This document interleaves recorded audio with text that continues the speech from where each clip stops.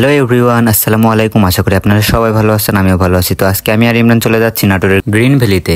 তো আমরা দুজন গাড়িতে বসে উড়াধুরা টানতে টানতে চলে গেলাম লালপুরে, এবং লালপুরে এসে দেখি এমন পরিমাণে জ্যাম যা ভাষায় প্রকাশ করা যাবে না। তো এই লালপুরের আগেও অনেকবার এসেছি, কিন্তু এরকম ভিড় কখনো দেখতে পাইনি। আর এই লালপুরের রাস্তায় বেশি ভিড় দেখা যাওয়ার কারণ হচ্ছে দূর দূরান্ত থেকে দর্শনার্থীরা এখানে আসে, যার কারণে ভিড়টা দেখা যায়। আর যার কারণে গ্রিন ভ্যালিতে প্রবেশ করতে 5 মিনিটের পথ প্রায় 50 মিনিট হয়ে যায়। আর এদিকে গ্রিন ভ্যালির গেটে ঢুকতে দেখি নীলপরীদের আগমন ঘটেছে গ্রিন ভ্যালিতে।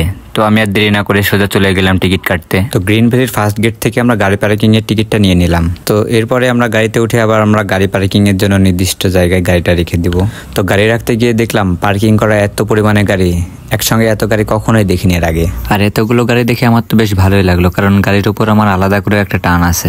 তো যাই হোক, আমরা ভিডিও করতে করতে ভেতরে এন্ট্রি নিয়ে নিলাম। তো তারপরে আপনাদের সুন্দর সুন্দর ভিউগুলো দেখাতে লাগলাম। তো ভিডিও করতে করতে চোখ চলে গেল দুষ্টু মাছের দিকে, যে মাছ কিনা সব সময় মুখ দিয়ে পানি বের করে। তো তারপরে চলে আসলাম আমরা আকর্ষণীয় স্পিড বোর্ডের কাছে।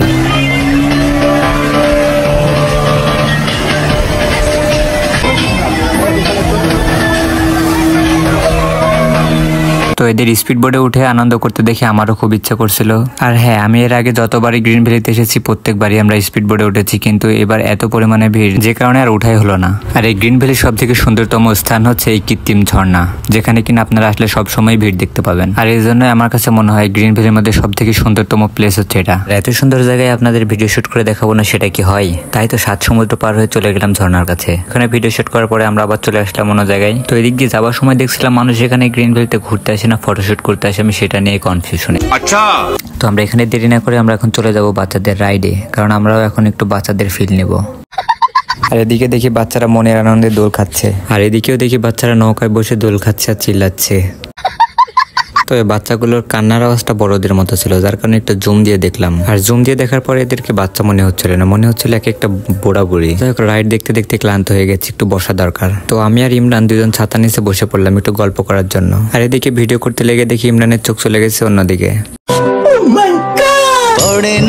চোখের পলক। তো ইমরানকে দেখে শুধু এদিকেই তাকিয়ে থাকছে, এদিকেই তাকিয়ে থাকছে। তো কারণটা জানতে চাইলে ইমরান কি বললো? আমার বিয়ের রাতে আসি হুট করে আসে একটা গার্লফ্রেন্ড আইলাম তখনই শুনলাম যে প্রেম তো অবাক। আর এদিকে দেখি একটি ছেলে 200 বছর পর একটি গার্লফ্রেন্ড পাওয়ার পরে টেম্পারেচার বেড়ে হাই হয়ে গেছে। তো আমরাও ঘুরতে ঘুরতে নতুন একটা রাইডের দেখা পাই। তো এই রাইডটা দেখে আমার ভীষণভাবে ভালো লাগে, যার কারণে আমি উঠবো বলে ভাবি। সেই জন্য আমরা খুব দ্রুত চলে গেলাম টিকিট কাটতে। তো অবশেষে আমাদের টিকিট কাটা শেষে আমরা এখন রাইডে উঠতে যাচ্ছি।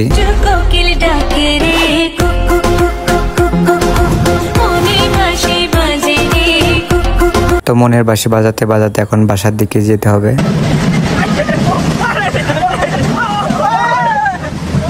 তো এই ছিল আজকের ভিডিওটি ভালো লাগলে অবশ্যই লাইক কমেন্ট শেয়ার করবেন, এবং আমাদের পেজে নতুন হলে অবশ্যই পেজটি ফলো দিয়ে রাখবেন। ধন্যবাদ সবাইকে, আসসালামু আলাইকুম।